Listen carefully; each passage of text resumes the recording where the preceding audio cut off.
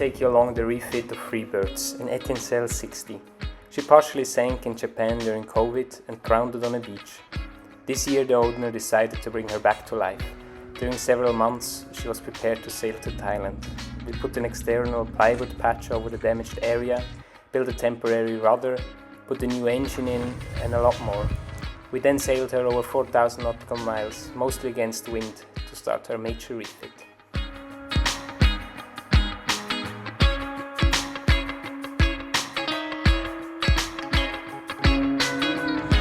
Welcome back to another weekly update, this time with big changes. If you've been following along this channel, you've been probably as curious as I am, hopefully, since there is no cabin top here. That has been upside down, sitting on the strong back for the last couple weeks, and it sits now back on.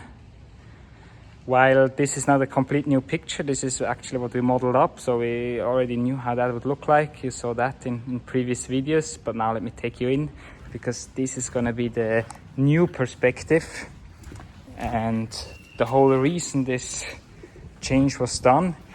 Together with the strong back, the cabin top must be some 300 kilos. We got most of the weight with our setup with the lines and pulleys, and had a lot of manpower just to move and get the cabin top in the right angles. And once the cabin top was in position, we marked where we would have to get the primer off and where the cabin top would be laminated to the bulkhead, and also we had to adapt the bulkhead slightly. Welcome back to another weekly update here from Freebirds Rebirth. Give you a bit of a different angle here. I think it's a really nice one. You can really see the shapes of the boat, and let's take some advantage of that and jump on that little scaffold here just to look at a bit of a different view onto the boat than usual. All right, maybe even one more step. All right, yeah, that's what I wanted to show. I see some progress here. That's obviously only a mock-up yet. That's some foil just to get a bit of the feeling for the size of the windows and the angles and everything. And there was a lot of forth and back, but it's slowly looking nice. Some minor adjustments maybe to be made. It really depends a bit which line you follow, whether the edge here or the highest point of the cabin top to have those windows tapering in.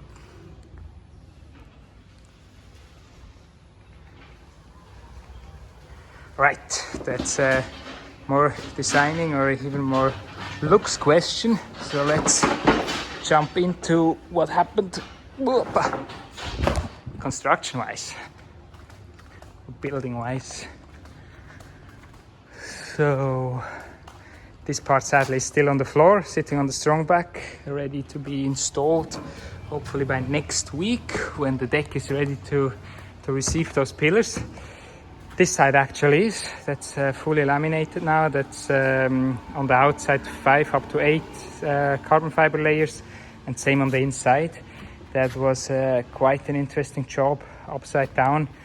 So each layer is 300 grams. I think that's quite forgiving in terms of that it sticks quite nice to the top. But it's a big surface with a joint in the middle. So yeah, it was challenging. We did that 4 people and managed to put all 5 layers in one go. So that was quite nice. On the other side, we just did 3 layers. That's just underneath, or not just underneath, it's spreading out the load from the high load areas. I can show that quickly how it looks.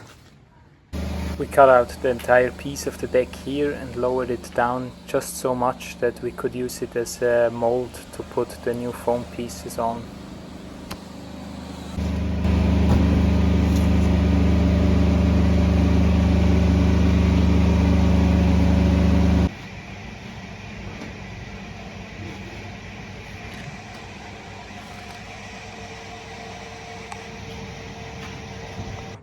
This is where the clutches will be and the blocks that go onto the runners for the rig tension. And here is where that block sits that reroutes all the lines to go to the foredeck. And this is where the pillar will sit. So all these areas take a bit of special treatment. And now with this plastic lined up is the layup basically, or how we're going to cut the carbon fiber, join it here in the middle, all at different spots, a bit of hieroglyphics here.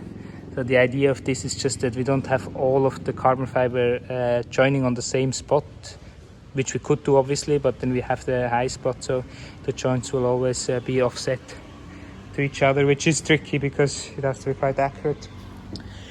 All right, and let's go into the cabin top or into the salon, which you now see how the door also looks a bit small in here.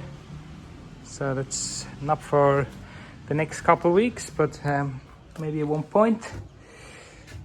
All right, so here there's the sitting area that now came together, or is coming together actually at the moment.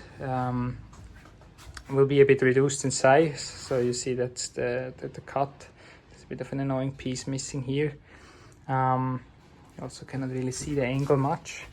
The idea is to have the laminate running from the deck all over up to here. So this top part will be solid and we can film fair it and it will look neat. And then this gap here will actually stay. That's so we can have this board removable. That will be just held with screws back onto those structural elements, held down in there. And obviously I don't always want to open this if you need access to some technical details, so we're going to make some hatches as well, just where we will need them then actually. The idea is to have all technical stuff when I say it is running, so you don't want to have anything attached or drilled into the bulkhead itself, which it was previously. So we're going to add a little fake wall here out of a plastic sheet or whatever that we can drill in. Cannot be foam, it's not so nice, because we would have to fill it first and so on. So it's going to be most likely plastic, and we can have the batteries sitting in here. We can have the distribution panel having in here, and yeah, all those big cable runs. They can come in here. There will be from the diesel tank, there will be the diesel lines. From the water tank, there will be the water running here. So all that can be mounted in here. And the access then also is great. Like when this panel will be glued down, but the lean, we can take it out and you can actually even go in there. It's a little room. This is the variation. So that's the kitchen area that I was not yet ready in planning how that's going to look like, so that's just going to stay like this for a while. That's also only mocked up. That's the pillar in the front to give just extra stability to the roof, which is already reasonably stable. Like you can jump on it in the middle, no problem, but it has a bit of flex. So this will take care of the flex and also allows the window to have a support in the middle, which makes the window much stronger for impact of waves, and also much less expensive to have two windows instead of one giant window running. Talking about window, so you can see this channel here. It's routed out all the length, and in the top this is where the window is going to sit. Currently modeling up where the window will be. This is staying in this frame, going over a frame in this pillar, and then onto the new deck.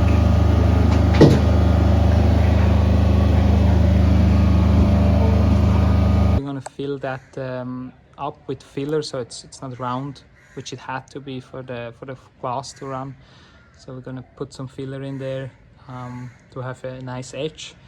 And same underneath here. Once the glass is in, we're also gonna fill it and have it a nice square thing.